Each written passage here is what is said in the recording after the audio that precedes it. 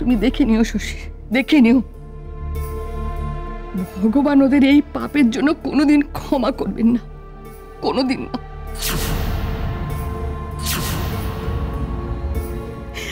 এমন শাস্তি দেবেন যা ওদের কল্পনারও বাইরে। আমি বলে দিলাম। ভগবান কি সত্যি পাপের শাস্তি দেন দিদাম?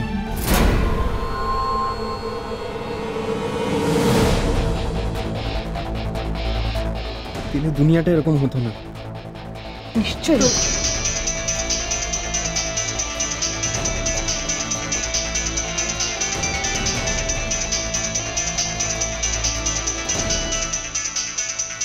আননোন নাম্বার, এত রাত্রে কে?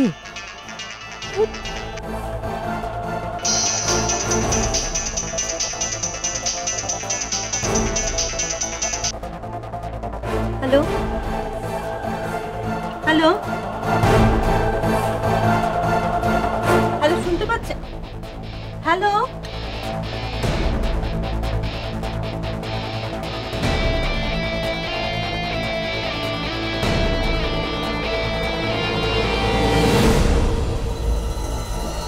হ্যালো হ্যালো, কে বলছেন? ম্যাডাম, এই অধমের নাম রমাপদ।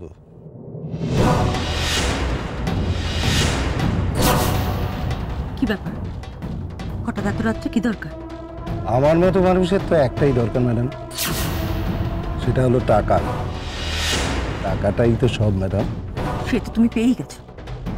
সুযোগ বুঝে রিকের কাছ থেকে তোমার প্রাপ্য টাকার চেয়ে অনেক বেশি টাকা তুমি আদায় করেছো। আবার কিসের দরকার? হ্যাঁ, সেটা তো পেয়েছি, কিন্তু ম্যাডাম টাকার প্রয়োজনটা কি পুরোই ম্যাডাম?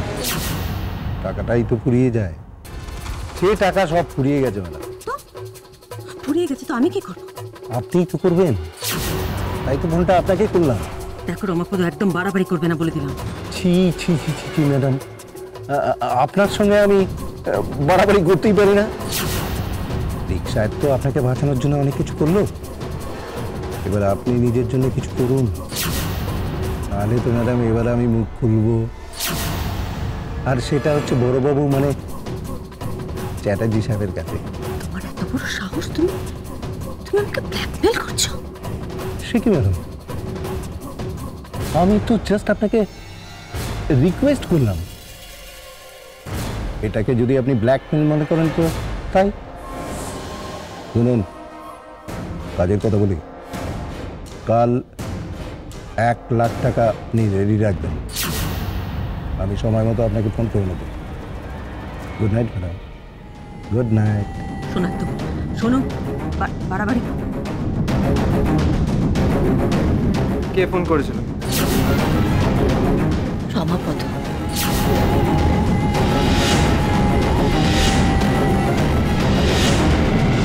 না মাসিমা, এ ব্যাপারে আপনার সাথে আমরা কেউ একমত হতে পারলাম না।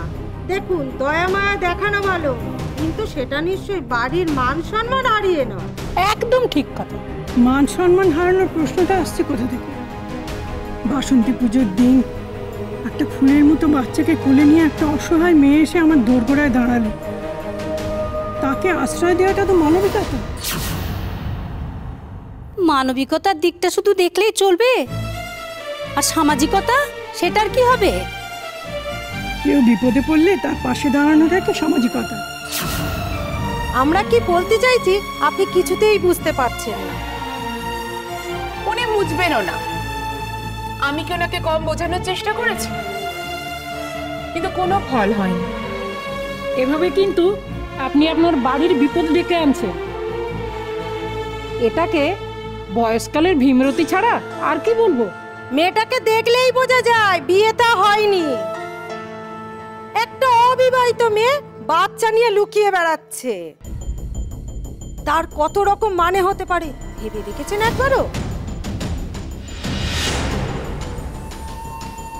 এইরকম একটা মেয়েকে বাড়িতে ঠাঁই দিয়ে রেখেছো, কোন আক্কেলে? হ্যাঁ, এসব কি বলছো কি তোমরা?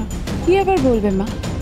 এতদিন ধরে যে কথাগুলো আমি আপনাকে বুঝিয়ে এসেছি, সেই কথাগুলো এবার ওনারা বলছেন।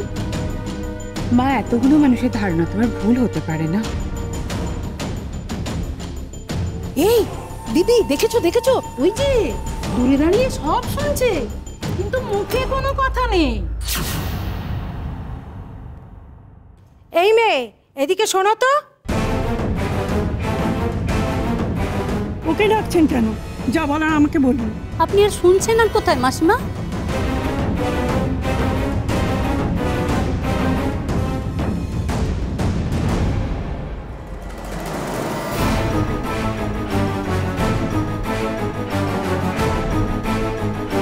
এই মুখটা নিচু করে রেখেছো কেন? দেখি মুখটা তোলো, একবার তোলো। কোন পাপ নিয়ে এই বাড়িতে ঢুকেছো? হ্যাঁ, এদের ভালো মানুষ পেয়ে বাড়িতে দিব্যি দিয়ে আছিস, যাবার তো নামই করছিস না।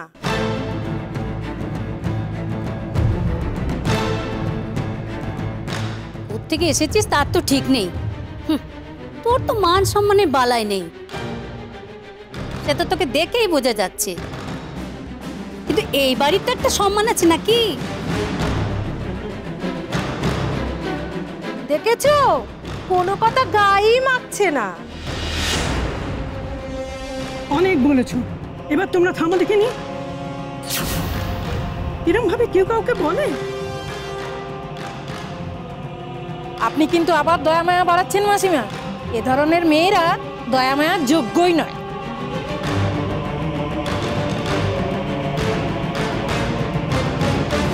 একে তো বাড়িতে একটা বয়স্ক ছেলেকে লুকিয়ে রেখেছেন, তারপর যদি এইরকম একটা মেয়ে থাকে তাহলে কে কি বলবে ভেবে দেখেছেন?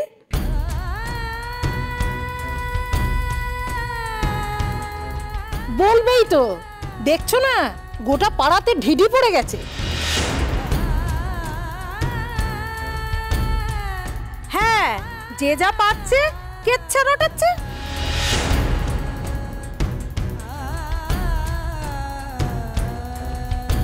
মাসিমা, আপনার কাছে এই চ্যাটার্জি বাড়ির সম্মান বড় না এই কেচ্ছাটা বড়?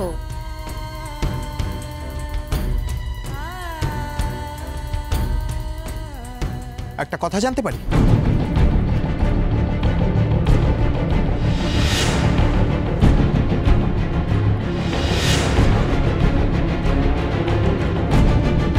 চ্যাটার্জি বাড়ির সম্মান নিয়ে আপনাদের খুব মাথা ব্যথা, তাই না? চ্যাটার্জি বাড়ির সম্মানটা কিসে যাচ্ছে জানতে পারি? একটা অসহায় মেয়েকে এখানে আশ্রয় দেওয়ায়, না আমার মতো একজন এখানে থেকে যাওয়ায়? ঠিক কোন জায়গাটায় আপনাদের আটকাচ্ছে বলুন তো?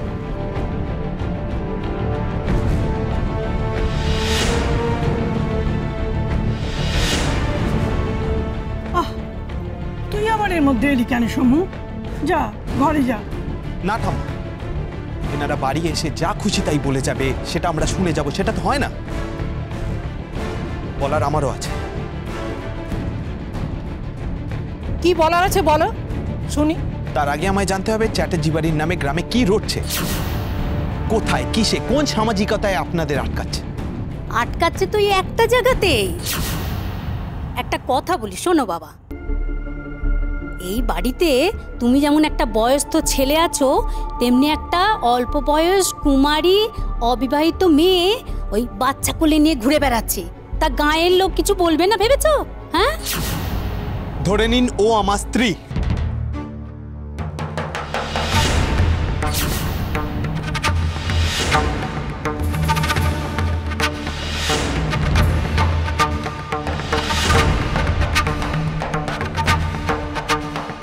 আর এটা আমার মেয়ে।